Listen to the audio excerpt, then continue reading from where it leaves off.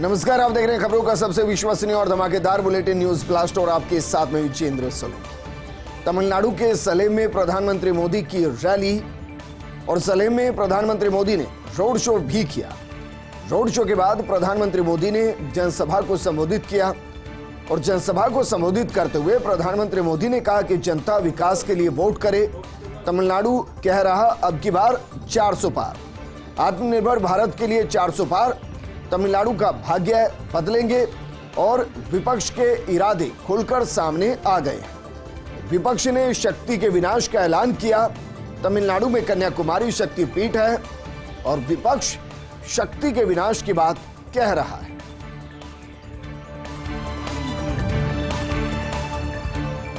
वहीं दिल्ली में आज कांग्रेस वर्किंग कमेटी की बैठक हुई। एआईसीसी मुख्यालय में मल्लिकार्जुन खड़गे की अध्यक्षता में बैठक हुई।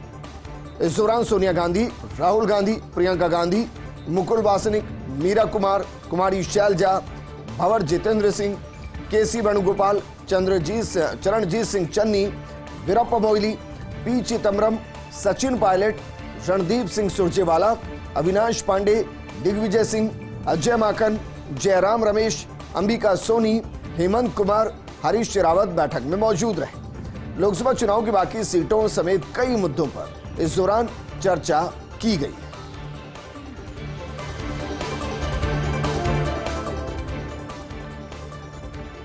तो वहीं दिल्ली के अंदर कांग्रेस सीईसी की बैठक हुई और इस बैठक के दौरान कांग्रेस अध्यक्ष मल्लिकार्जुन खड़गे की अध्यक्षता में यह बैठक की गई।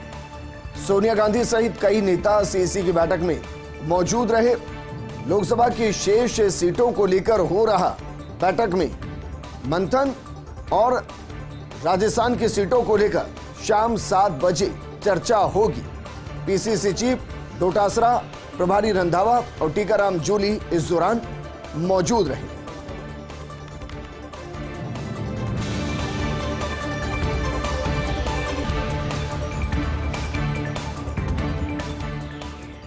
वहीं बीजेपी केंद्रीय चुनाव समिति की बैठक और इस बैठक के अंदर कई फैसले लिए जाएंगे।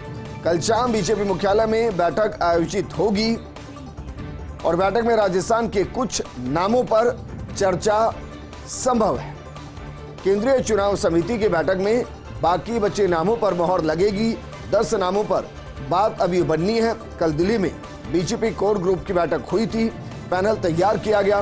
बैठक में बीजेपी आलाकमान के साथ मुख्यमंत्री भजनलाल शर्मा, प्रदेश अध्यक्ष सीपी जोशी, सह प्रभारी विजया राहटकर ने मंथन किया। बाकी सीटों पर कई नामों, जो शेष सीटें हैं उन पर कई नामों पर चर्चा चल रही है और अब कल शाम बीजेपी मुख्यालय में बैठक आयोजित की जाएगी।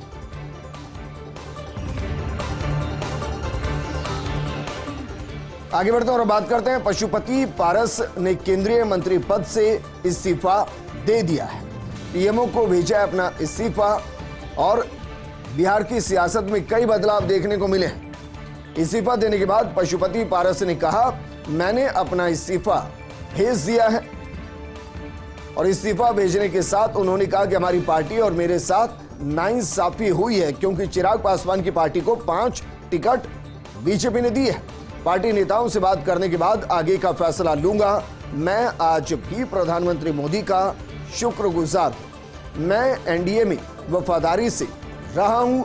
हमने एक भी सीट नहीं दी। अब पशुपति पारस महागठबंधन के संपर्क में है। वहीं लोकसभा चुनाव से जुड़ी बड़ी खबर। लोकसभा चुनाव के लिए नामांकन प्रक्रिया बुधवार से सुबह 11 बजे से दोपहर 3 बजे तक किया जा सकेगा नामांकन।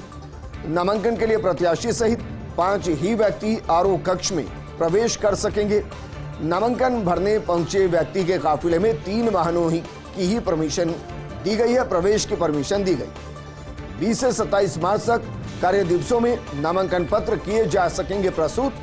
28 मार्च को नामांकन पत्रों की जांच की जाएगी, जबकि नामांकन वापसी की अंतिम तारीख है 30 मार्च। वहीं प्रदेश की राजनीति की बड़ी खबर। कांग्रेस पार्टी को हाड़ौती में मिली एक बड़ी सफलता। प्रहलाद गुंजल कभी भी कांग्रेस ज्वाइन कर सकते हैं। दिल्ली में पार्टी अध्यक्ष खड़गे कराएंगे ज्वाइनिंग। राहुल कसवा के बाद कांग्रेस को मिलेगा दूसरा चेहरा। कोटा बूंदी से लड़ सकते हैं कांग्रेस के टिकट पर चुनाव। आज कांग्रेस पार्टी कर लेगी गुंजल को लेकर औपचारिक फैसला। इसके बाद बड़े स्तर पर होगी गुंजल की ज्वाइनिंग। अंदर खाने कांग्रेस के शीर्ष नेतृत्व के साथ संपूर्ण बातचीत हो चुकी है। हाड़ौती के अन्य प्रमुख छत्र भी गुंजल के साथ नजर आ सकते हैं। तो प्रदेश की राजनीति से जुड़ी बड़ी खबर, हाड़ौती के अन्य प्रमुख छत्र भी गुंजल के साथ नजर आ सकते हैं। एक दौर में हाड़ौती के अंदर प्रहलाद गुंजल एक बड़ा चेहरा रहे, लेकिन शायद वो बीजेपी में अपने राजनीतिक करियर को समाप्ति की तरफ देख रहे हैं और इसलिए वो अब कांग्रेस की तरफ रुख कर रहे हैं।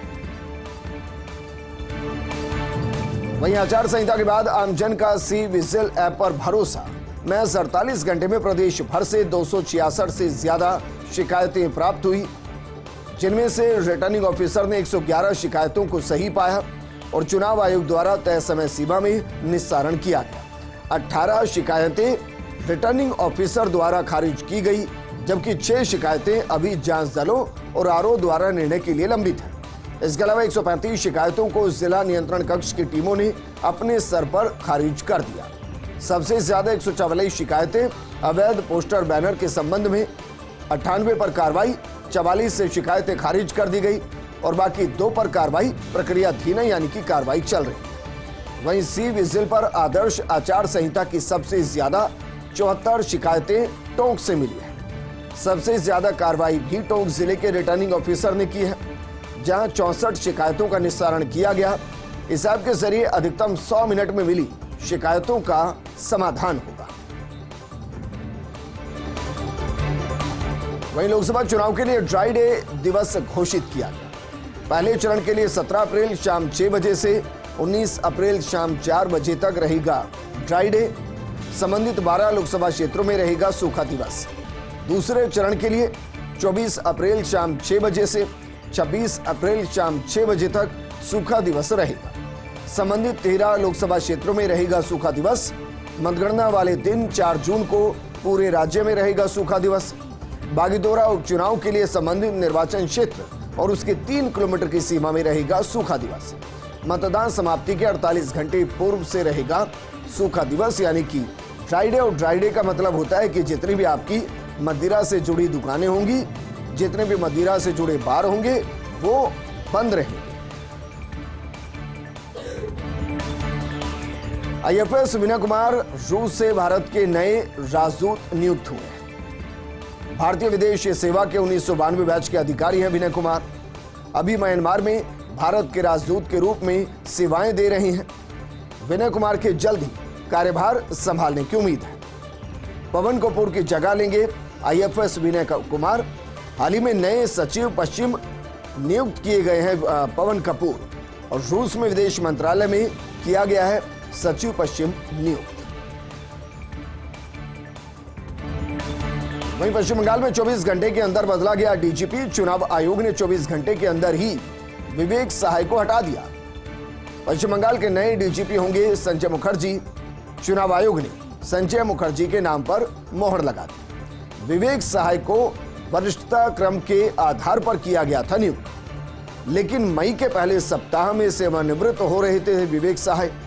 ऐसे में चुनाव आयोग ने संजय मुखर्जी को डीजीपी नियुक्त करने के आदेश दे दिए। इसके साथ ही पश्चिम बंगाल के डीजीपी को जो वहां से हटाए गए, उनको यह कहते हुए भी हटाया गया कि वो चुनाव की सारी प्रक्रिया से दूर रहेंगे।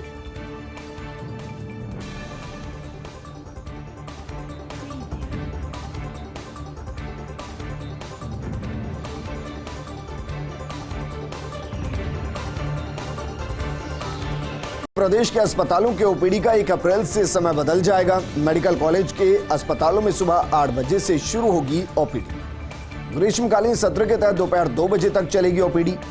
अभी सुबह 9 बजे से दोपहर 3 बजे तक चलता है ओपीडी। रविवार और अन्य अवकाश के दिन 2 घंटे चलेगा ओपीडी। इस दौरान सुबह 9 से 11 बजे तक चलेगी ओपीडी। ग्रामीण इलाकों के सीएससी और पीएससी के ओपीडी में भी बदलाव किया जाएगा।